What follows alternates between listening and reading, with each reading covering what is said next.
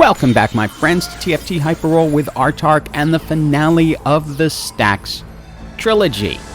With the build I said I wasn't going to do again, but I could not really do the Stacks Trilogy without it, because this is probably one of the strongest builds you can use for this. First, graphic, like, comment, subscribe. Come on, you know the drill by now. Lives on the weekends, noon Pacific time. Oh yeah, and also, supposedly the next set is going live on May 31st. If it does, I will go live and we will all try and learn it together. But now, let's get started. And we start with, of course, the hero augments. I wasn't specifically looking for stacks on stacks, but it was one of those, if it happens to come up, I was going to take it, and there it was. So we go ahead and take it. Now, having done the other two videos before this one, I knew I had to do it this way to make this complete, because this build, the Animaniacs build, because this build in and of itself is strong even without the dog on steroids. And while normally I would prioritize itemizing Jinx, of course I'm going to prioritize Nasus, so that is why he has the Bloodthirster early on instead of me trying to get Jinx items, because he's going to be the power of this build. I end up being forced to go with two Nasi here because I still have not 2-starred the Silas and I want to have a decent front line, but luckily it is the one Nasus that is getting all the stacks that does the final killing. It is time for an item choice, and even though I am pretty certain I'm going to be able to get the gold 3-star Nasus, since I just need one more, I decide to remove all doubt, use the loaded die. It will also give me the 2-star Silas and the 2-star Jinx that I need. And just to be massively annoying to anyone else who might be doing a Nasus build as well, I decided to pick up the extra Nasus just to keep him out of the pool, so I have the best chance of having the only 3-star Nasus on the board. It's time for the second augment, and what a tough choice. Thrill of the Hunt is great burst healing, but this will give me the chance to go to 7 Anima Squad, which will be a huge power spike, which in a champion that is going to be gaining a lot more power throughout the game could be really, really good. And this is why I grabbed that extra Nasus, because someone else has a Nasus augment and is going for a Nasus-centric build. Now, me grabbing it doesn't forbid them from getting it, it just makes it a tiny, tiny bit more difficult. It's time for an item choice, and we are starting to think about misfortune items. So we're going to grab the BF sword for the Spear of Sojin, which is one of the more important items from her because it'll allow her to cast much more early and much more often. We've gone ahead and added the rapid fire cannon to Nasus so he can stand back a bit behind the front line. We also found an Echo, sold Malphite, and turned Echo into the additional Anima Squad. So now we have our 3 pranksters and 5 Anima Squad, and we're just looking for Misfortune and Riven to be able to finish everything off. And while in some ways I enjoyed doing the other builds more because they were different, especially the tank one, this one is just the raw power you need. Even when Nasus isn't able to finish things off, the other Anima Squad champions can step in really easily and win rounds for you. It is time for our final augment, and Sunfire board isn't bad, but we're going to roll. Nothing fantastic here, but Ancient Archives could work. Hopefully we get a Prankster emblem. That will bring us to the 4 Pranksters. Not there, Gary, come on.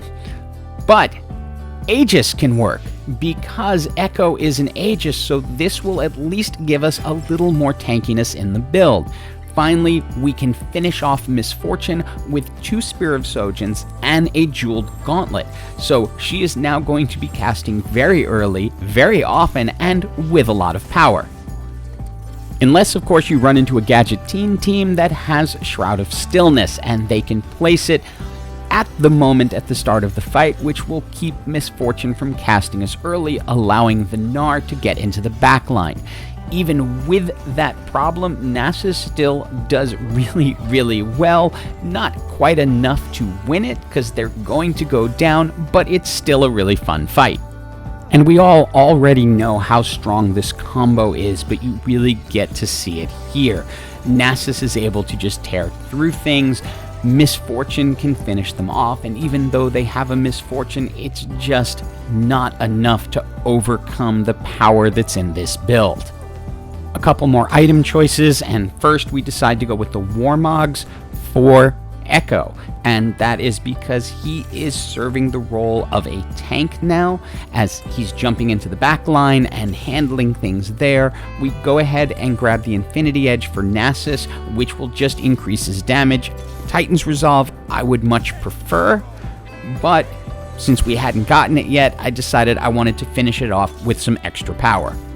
And this build kind of just isn't fair. With the 7 Anima squad, Misfortune with those items, and stacks on stacks Nasus at gold 3-star, yeah, people just aren't going to stand a chance, so we are speeding through these next 2 fights, including against the other Nasus team that I had held back a Nasus from, although I don't think it changed much in the long run, but after that, we find ourselves into the top 4, and actually top 3, because that's how it worked out, and we bring in Leona to finish off with 3 Aegis. It's time for our final 2 item choices, but dare I say they don't even really matter. We're kind of set. Go ahead and grab the Thieves' Gloves just to put on Vayne so that we have a little more power since they come with crit, and then the Dragon's Claw for Echo, just so Echo has a little extra healing on top of what he's going to get as part of the Prankster trait. Now, I had also begun picking up Fiddlesticks because Fiddlesticks is one of the most disruptive champions in this set in how he can take a team's focus off what it needs to do. That happened here as Fiddle just drew everyone's attention. Misfortune doesn't do quite enough damage to finish things off, and Samira is able to end up taking us out. So now we need to rethink how our front line looks. I'm hoping that I can get the 2-star Fiddlesticks, which I do. Then I can move him into place so that Fiddle is able to distract their team while my team does the execution. We want to try to keep Nasus out of the direct line of Urgot, so we move him over, have Fiddle placed more towards the middle so he's likely to be triggered, and then fling into their backline. They have 2-starred their Fiddle as well, and they have a jeweled gauntlet, so that can do a lot of damage. But our Nasus is really, really strong. Their Fiddle goes, but this time we're able to take it out and handle it, and pretty easily then dismantle the rest of the team. And I say GG to them, and they came back with some choice words for me. Do not give them any guff. I spoke to them afterwards and they apologized, and it was GG for everyone. Hope you enjoyed this trilogy, and as always, have an absolutely, absolutely awesome day.